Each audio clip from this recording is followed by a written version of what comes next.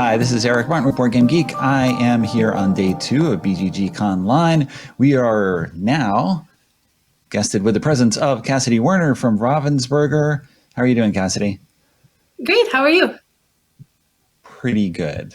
Yes. Glad Pretty you're good. here to show off a few games. It's not about me. It's about you. Yes, that's what's important. So glad to have you on here.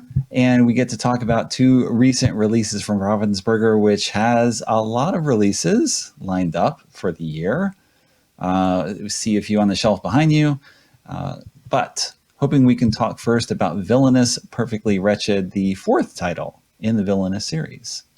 So this introduces Cruella, Pete, and Mother Gothel to the franchise, which we're very excited about. Cruella's goal is, of course, to collect puppies. Mother Gothel wants to start her turn with trust that she earns from Rapunzel, and Pete has many goals based off the shorts that he was in. Villainous, of course, if you're not familiar, is a game where you take the role of a Disney villain. Each of you has your own objective, and you move within your realm, do the actions within that location, and you have a deck of villain cards full of generally helpful things like allies and items, and you also have a fate deck full of obnoxious things that will get in your way, like heroes and other items and effects. Okay. All right. This is very straightforward. I love the individual touches that Ravensburger puts in the game, such as Pete, of course, being only in black and white is a very nice callback to the original shorts. And Cruella's token being half black, half white. Yeah, that one was a lot of fun. And of course, we had a Target version as well with the speckles. It's also the first Disney Villainous game that includes Mickey. Is that for any particular reason? Was Mickey not allowed previously? This was the only villain it's made sense with so far. He classically faces off against Pete, so the first time we could include him. Yeah. Okay. He's real annoying to come up and play, too. He stops Pete from completing any of his goals while he's out. So each of the Villainous titles can be played with the other... Each of the Disney Villainous titles can be played with the other Disney Villainous titles. You can interact with anyone. Was this obviously the plan from the beginning, to create this entire world of all the Disney villains? I think that was built into the game originally in the design.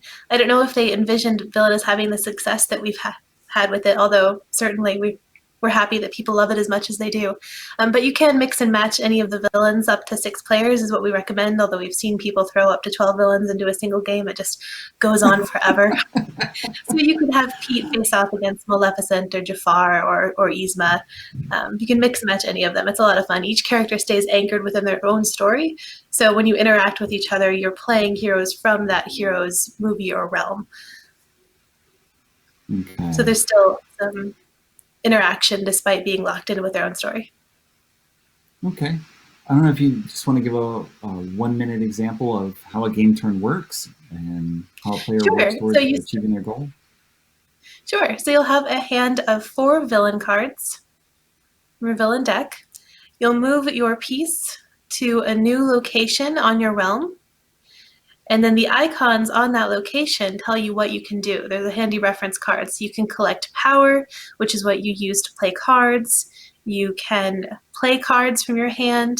You can fate other players by playing cards from their fate deck. That's how you mess with them. There's also vanquish actions, which allow you to get rid of fate cards from your own deck. So if you want to use an ally to get rid of a hero, there's an action for that. Each character has a unique gameplay twist and their own unique goal. So Cruella, for example, has the puppy tokens that you have to put in, and all of that is explained in each player's villain guide. So that goes over strategy for each villain, as well as any new gameplay twist that we've made to make sure that the gameplay ties into that villain story. Okay, excellent.